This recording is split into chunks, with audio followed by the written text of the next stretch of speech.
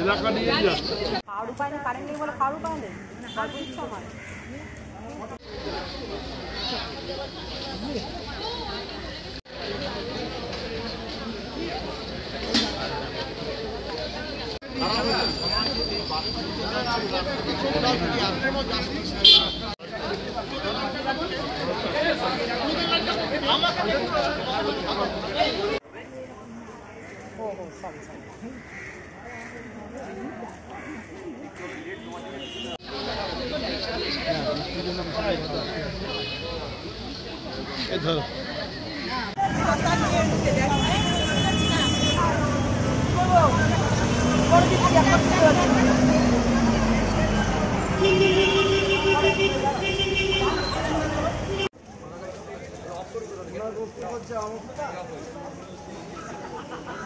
ঠিক আছে অ্যানাউন্স করবে, এটা দিয়ে করবে, কোনো সমস্যা হবে না। হ্যাঁ এটা দিয়ে করবে।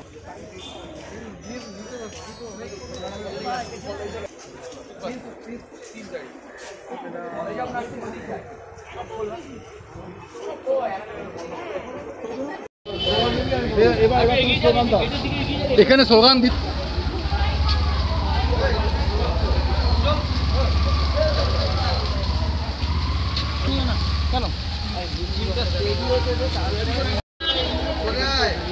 আমরা এখান থেকে বেরিয়ে আমরা বউবাজার পর্যন্ত যাবো।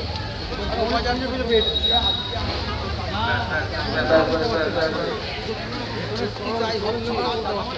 আমি তোকে বলে রাখলাম যে কোনোদিন সকলকে অনুরোধ করবো ডাইরেক্টলি না সব ছুঁয়ে থানার সামনে অবস্থান করবেন, তারা মিছিল করে যাবে। মিছিলের প্রস্তুতি চলছে।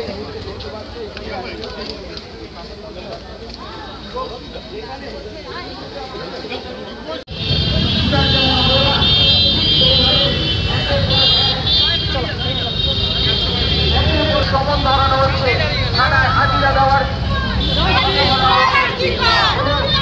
তাদেরকে ব্যবস্থা করা হচ্ছে।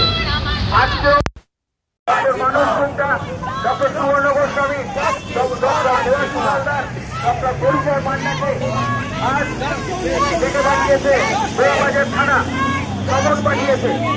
আমরা জয়েন্ট প্ল্যাটফর্ম ডক্টর এবং আমার মঞ্চের যৌথ উদ্যোগে এই চার প্রতিবাদী ডাক্তারের অন্যায় প্রতিবাদে এই মিছিলকে আমরা বউবাজার থানায় অবস্থান করবো এবং যতক্ষণ অবধি না আমাদের শেষ প্রতিবাদী ডাক্তার বেরিয়ে আসছে ততক্ষণ অবধি আমাদের এই অবস্থান চলতে থাকবে। বন্ধুগণ, গত 2024 পশ্চিমবঙ্গের বুকে যে মর্মান্তিক ঘটনা আরজিকর মেডিকেল কলেজে ঘটে গিয়েছিল,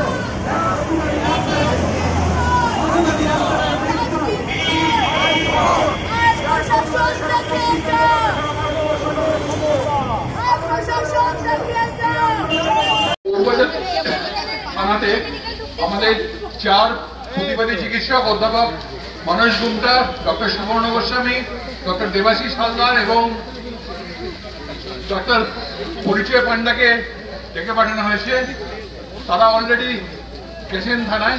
আমরা আমাদের এই যে জমায়েত, আজকে যেটা যে জমায়েতটা, এটা joint platform of doctor West Bengal এবং অভয়া মঞ্চের যৌথ কর্মসূচি। আমরা এখান থেকে মিছিল করে বউবাজার থানাতে যাবো আমরা এবং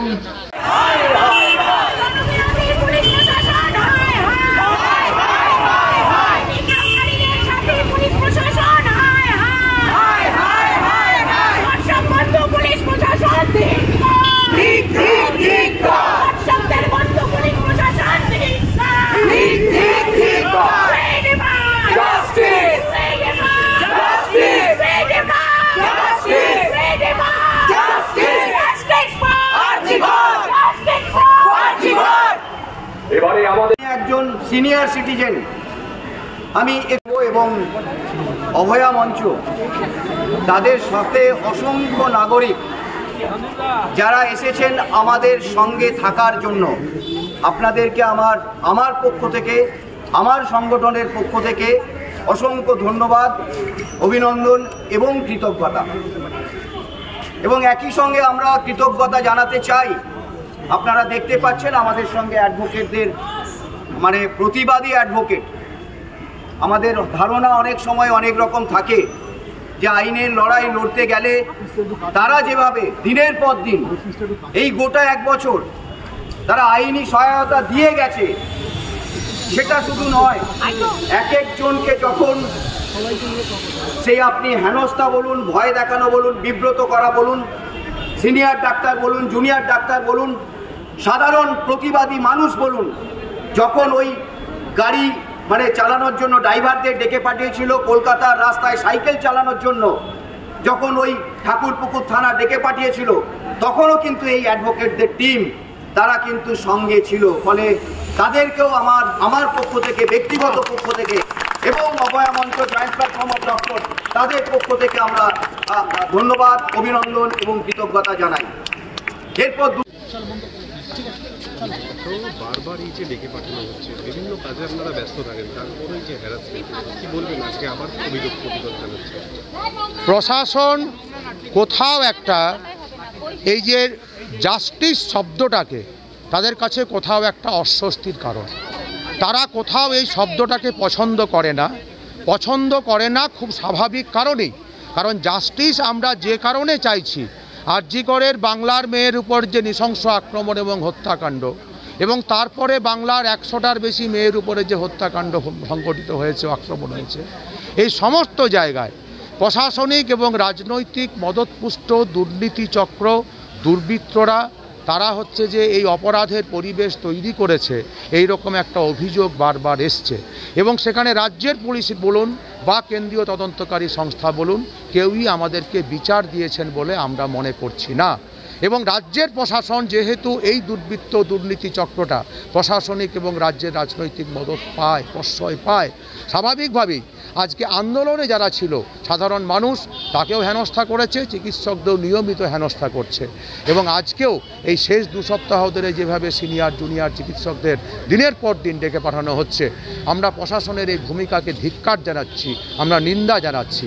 আজকে এই চিকিৎসকদের তারা যদি ব্যক্তিগতভাবে হেনস্থা তো করলেনই, তার সঙ্গে বোধ হয় তারা এই বার্তা দিতে চাইছেন মানুষের কাছে যে যদি তোমরা আন্দোলনে নামো তোমাদেরও একই রকম পরিণতি হতে পারে। কিন্তু আমি এটা নিশ্চিত করতে চাই প্রশাসনকে, তাদেরকে এটা জানিয়ে দিতে চাই যে মানুষ আপনাদের এই রকম হেনস্থার ভয় দেখানোকে, পুলিশি আক্রমণ, দমন পীড়নকে মানুষ ভয় পায় না। বিচার চেয়ে তারা রাস্তায় নামবে। এবং আপনারা যেটা করছেন, এক তো হচ্ছে যে গণতান্ত্রিক দেশে শান্তিপূর্ণ উপায়ে সাংবিধানিক যে অধিকার প্রতিবাদ জানানোর, সেটাকে আপনারা হরণ করছেন, আপনারা প্রতিবাদের অধিকারকে হরণ করছেন।